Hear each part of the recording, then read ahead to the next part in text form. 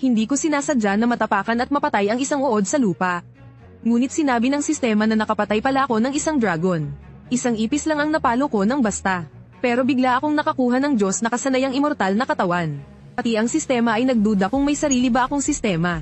Napunta ako sa isang parallel na mundo na pwedeng magsanay. Pero hindi lang karaniwan ang talento ko. Pati ang nakuha kong sistema ay sablay. Sa araw na ito natutulog ako sa tanghali.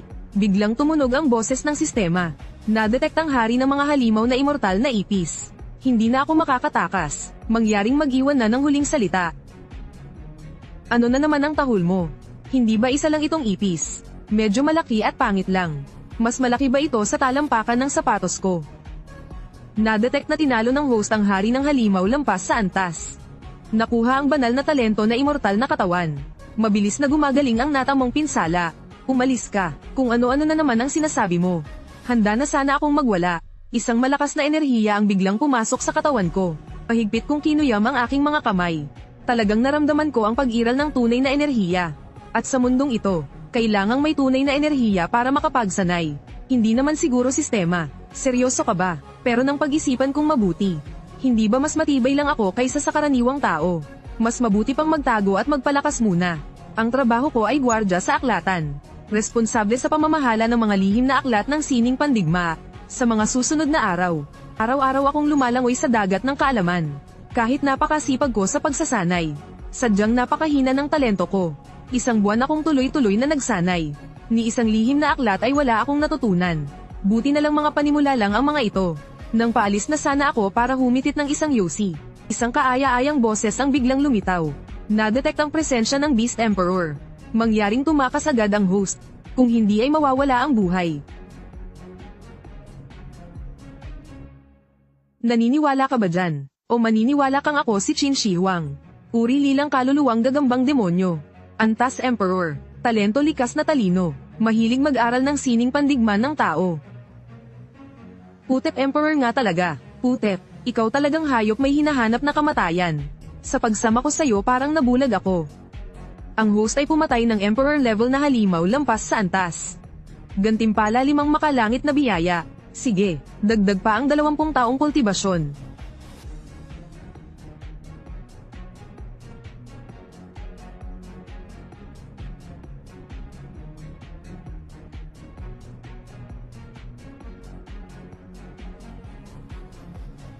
Antas likas. Napatawa ako ng malakas. Sa buong lungsod ng Jianghai.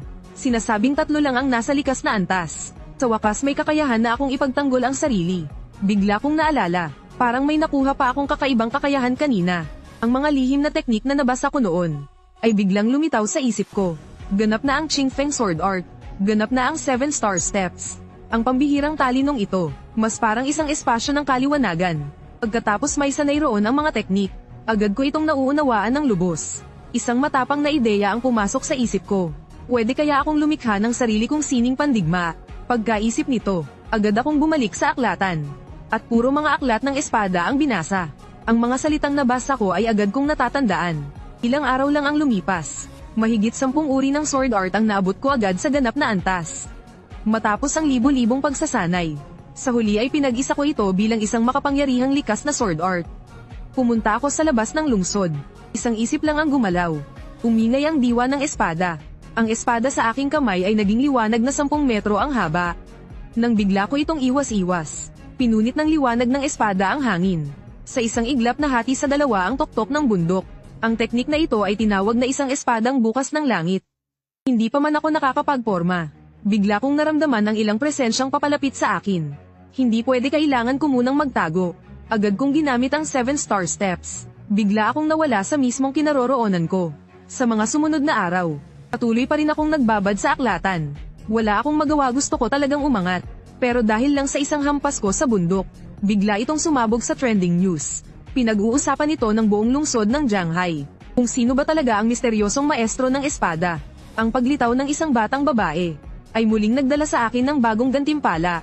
Nadetect ang kinaroroonan ng Imperatrice. Mangyaring yumuko agad at mag-aral sa ilalim niya. Tinitigan ko ang isang 18 taong gulang na baguhan sa harap ko. Tuluyang natulala, pakiramdam ko hindi dapat ganito ang itsura ng Imperatrice. Hindi ba dapat malamig at dominante ang dating niya? Habang ako ay nag-aalangan, Isang datos ang biglang lumitaw. Pangalan Liu Ruyan. Haba ng buhay 518 taon. Antas ganap na Emperor Lord. Putek, totoo pala talaga. Walang paligoy-ligoy. Agad akong lumapit at kinausap siya. Matapos ang maikling usapan ay nalaman ko na ang batang ito ay talagang si Liu Ruyan. Ngunit 18 taong gulang pa lamang. Biglang may pumasok na liwanag sa isip ko. Sa wakas ay naunawaan ko. Ang sistemang ito, ang nakikita nito ay mga bersyon 500 taon sa hinaharap. Mapaipis man, o gagamba man, lahat sila ay magiging malalakas pa matapos ang 500 taon. Astig, sa susunod kailangan kong maging mas magalang sa pakikipag-usap sa sistema. Pero sa ngayon si Liu Ruyan ay isa lamang mahina sa postnatal realm. Kung ikukumpara sa kanya, ako ay mas matanda at mas malakas. Kung lalapit ako para magpakilala bilang guro, siguradong mapagkakamalan akong kaina-hinalang matanda.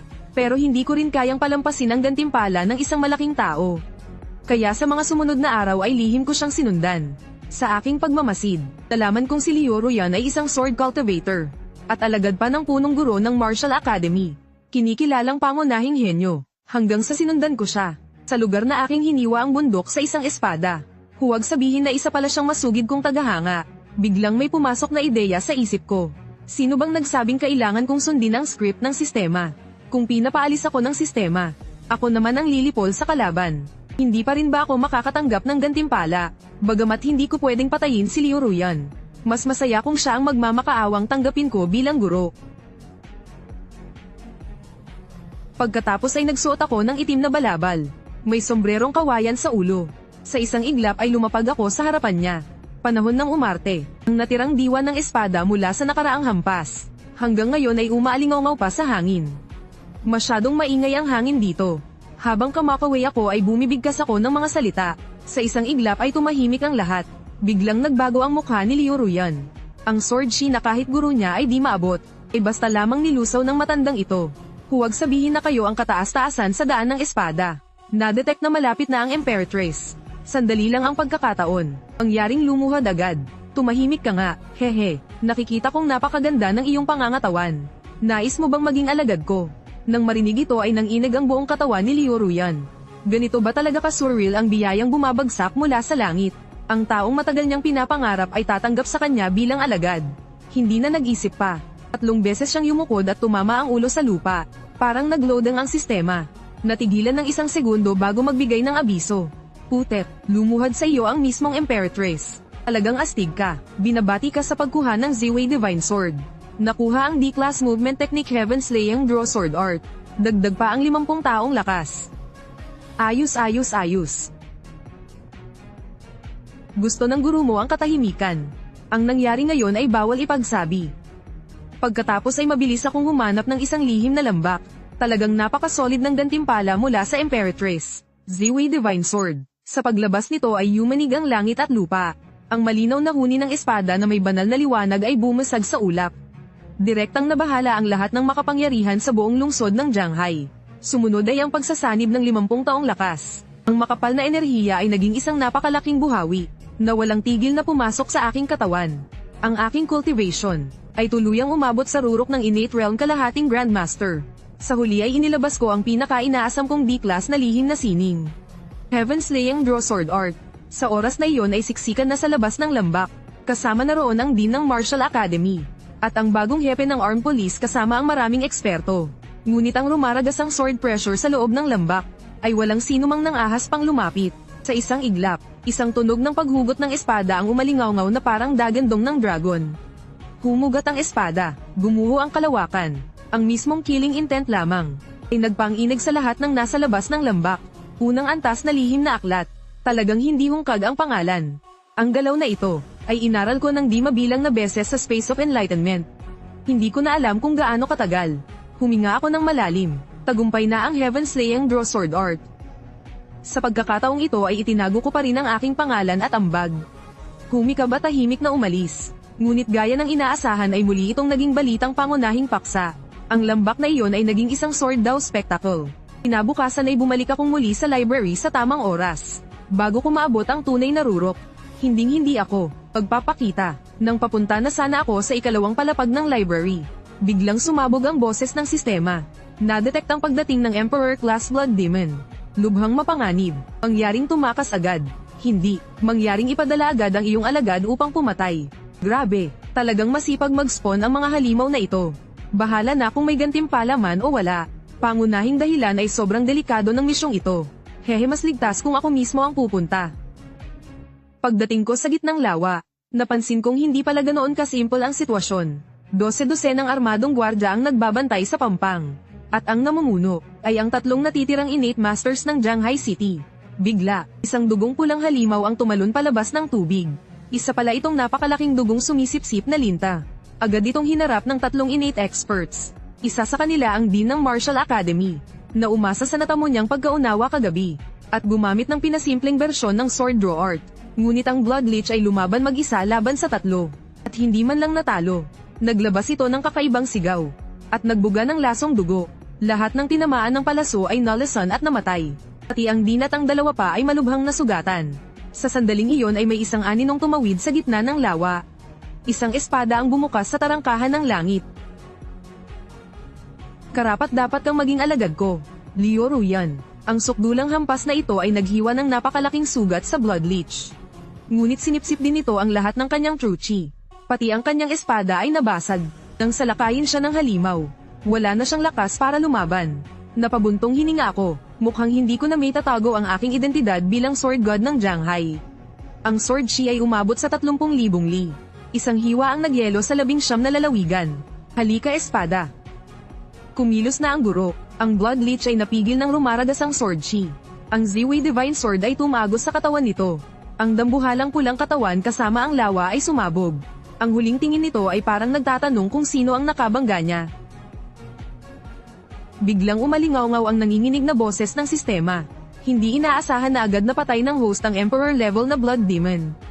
Gantimpala ang God level Secret Art Blood God Art. Dagdag pa ang 20 taong lakas. Para hindi makatawag pansin, direkta akong tumakbo patungo sa malayong suburb. 20 taong cultivation, ay direktang pinino ang dati ng sukdulang innate realm. Agad na umangat ang antas. Ramdam ko ang napakalakas na kapangyarihan. Tunay ngang hindi lang sa pangalan ang lakas ng isang Grandmaster. At ang Blood God Art na ito ay swak na swak sa akin. Maaari kong gamitin ang esensya ng dugo para lumikha ng Blood God Clone. Ibig sabihin ay pwede akong magtrabaho ng sabay-sabay. Direktang tataas ng ilang beses ang kita. Ang balitang isang espada kong pagpatay sa Blood Demon ay agad nalaman ng mga nasa itaas. Ngunit ang pinaka nababahala sila ay ang 3 pinakamalakas sa Shanghai. Ay muntik nang mapuksa ng isang uod. Agad silang nagpadala ng inspection team para gumabay. Mula noon, nagpatuloy akong magkubli sa library bilang full-time guard. Para sa akin, ito ay isang perpektong treasure house ng kaalaman. Habang parami ng parami ang sword manuals na pinagsasama, unti-unti ring nahuhubog ang One Sword Opens Heaven Gate. May anino na rin ito ng Grandmaster level Secret Art. Ang kasalukuyan kong lakas, kahit ilagay sa buong lalawigan, ay maituturing ng napakabihira. Sa panahong ito ay namuhay akong payapa. Ngunit isang gabing pauwi ako. Putanjay na ay nakasalubong ko ang multo sa mismong komunidad. Nakatira ako sa isang lumang gusali sa gilid ng lungsod. Habang umaakyat sa ika-6 na palapag, biglang may matinis na sigaw ng multo sa malamig na pasilyo. Isang babaeng nakaputi, na may mahabang buhok na tumatakip sa mukha ay lumitaw sa ilalim ng ilaw. Kasabay ng malamlam na liwanag ng karatula, parang nasa ilalim ng mundo ang pakiramdam. Pumasok sa agham, kahit sino ay mapapasabing hindi ito siyentipiko. Habang nag-aalangan ako kung lalaban o tatakbo, biglang may lumabas na babala ng sistema sa utak ko. Na-detect ang yellow rank na bagong halimaw na siyam na buntot na lobo. Ang marunong umayon sa panahon ang tunay na matalino. Mangyaring umatras agad ang host. Siyam na buntot na lobo ay carbon-based na nilalang lang naman. Maliit na gimmick lang tapos magpapakitang gilas pa. Sa isang tingin pa lang alam kong hindi ka tao.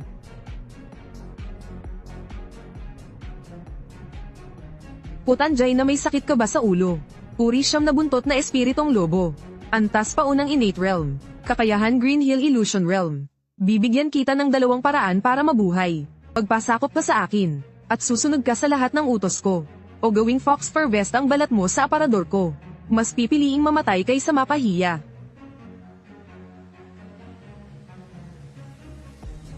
Mula ngayon, ikaw na ang amo ko. Pagdating sa bahay naglilinis siya habang humihingi ng tawad sa akin. Mahilig siyang magkunwaring multo. Pinapahimatay ang tao at sumisipsip ng kaunting espiritual na lakas. Hindi lang niya inakala na may nakatagong eksperto pala sa lumang barong-barong na ito. Bigla kong sinampal ang hita ko. May naalala akong mahalagang bagay. Buwisit na sistema nagpapanggap ka bang patay? Nasaan na ang gantimpala ko? Hoy kuya, isang halimaw sa antas ng Beast Emperor. Ginawa mo lang katulong na part-time. Binabati kita nakuha mo ang Purple Sun Visualization Method. Dagdag pa ang 20 taong cultivation. Direkta akong umupo sa antas ng Mid-Stage Grandmaster. At ang Purple Sun Visualization Method na ito ay isang pambihirang teknik para sa pagsasanay ng mental na lakas. Mukhang malapit na akong maging isang all-around na henyo. Kinabukasan pumunta ako sa putol na tuktok na bundok. Balak kong subukan ang bagong galaw. Hindi ko inasahan na makakasalubong ko rin si Liu Ruyan dito. Sa sandaling ito ay lumulubog na ang takip silim. Mag-isa siya at mukhang lubhang walang magawa. At ang magulong isipan niya ay paulit-ulit na nanguhuli ng aking espiritual na kamalayan. May mali talaga, sobrang mali. Magulo ang aura. Nag-aalab ang galit sa loob. Mukhang muntik nang mawalan ng kontrol ang alagad ko. Hindi pwede, hindi ko hahayaang magkaproblema ang gantimpala ko. Alagad, may isang eksperto sa espada na tinatawag na Sword Saint ng damuhan. Dinadala niya ang kanyang alagad at winawasak ang lahat ng laban. Napakalakas ng mag-amang guro at alagad. Saan man sila magpunta ay panalo sila. At si Liu Ruyan ang magiging pangunahing kinatawan ng Jianghai City upang harapin ang sekta ng Sword Saint. Alam niyang hindi niya kayang manalo, ngunit nakataya ang dangal ng Jianghai City. Kaya sobra ang bigat ng pressure sa kanya. Buwisit, hindi talaga madali ang buhay. Pero dahil nandito ang guro niya, wala na siyang dapat katakutin. Pagkasabi ko nito itinuro ko ang daliri kay Liu Ruyan. At tinapak ang gitna ng kanyang noo. Parahas na mga pananaw sa espada. Agad na ipinasa sa kanyang dagat ng kamalayan. Kung ikukumpara sa gantimpalang pang-antas lupa, wala lang itong halaga. Pero tuluyang napatulala si Liu Ruyan. Lumuhad siya at muling nagpatira pa ng 3 beses. Pagkatapos ay muling nagsalita si Liu Ruyan, Guro, kailangan ninyong mag-ingat sa Grandmaster na iyon. Ang layunin ng Sword Saint na nasa ganap na antas sa pagpunta sa Jianghai City ay kayo mismo. May nagawa ba akong ikinagalit niya? May treasure box ba? Kung gayon hamanin mo na. Sandali lang akong nag-isip, total wala namang nakakita sa akin. Sakto lang nawala ako sa bahay dahil nasa biyahe sa trabaho. Pag-isip ko nito, hindi ko na itinuloy ang pag-arte. Nagmamadali akong umalis sa lugar ng gulo. Sa mga sumunod na araw, pumunta ako sa ikalawang palapag ng aklatan. Sa tulong ng banal na bato, ang Blood God Art, ay mas lalo kong nakokontrol ng madali. Magbubukas na sana ako ng maiikling video para magpahinga. Pero ang unang lumabas, ay ang balitang dumating na sa Jianghai City ang Grassland Sword Saint. Kasama ang kanyang alagad. Hindi, ang pangalan ng alagad ay Xiao Wu. Dala ang pag-iisip na wala itong kinalaman sa akin. Handa na sana akong baliwalain. Nang bigla kong naalala ang babala ng sistema. Nadetect ang paglitaw ng D-rank sword demon na si Xiao Wu. Kahit ang Empress ay hindi nakakayanin ito. Pakiusap, tumakas agad ang host. Putik, D-rank. Kung ganyan, hindi na ako aantukin. Pinag-isipan ko sandali, kung ilalabas ko ang lahat ng alas. Hindi rin mahirap patumbahin ang Sword Saint na guro niya. Pero bigla akong nagka-ideya. Hindi ba mayroon pa akong si Liu Ruyan bilang profesional na panlaban? At hindi naman sinabi na kailangang patayin para manalo. Pagkatapos nito, dali-dali akong nagtungo sa arena. Puno na ang arena ng mga tao. Talagang sentro ng atensyon ng lahat. Tinitigan ko si Xiao Wu sa ibaba ng entablado. Agad na lumabas sa harap ko ang kanyang impormasyon. Pangalan, Xiao Wu. Edad 517 antas emperador, unang yugto. Napakabuti, napakabuti.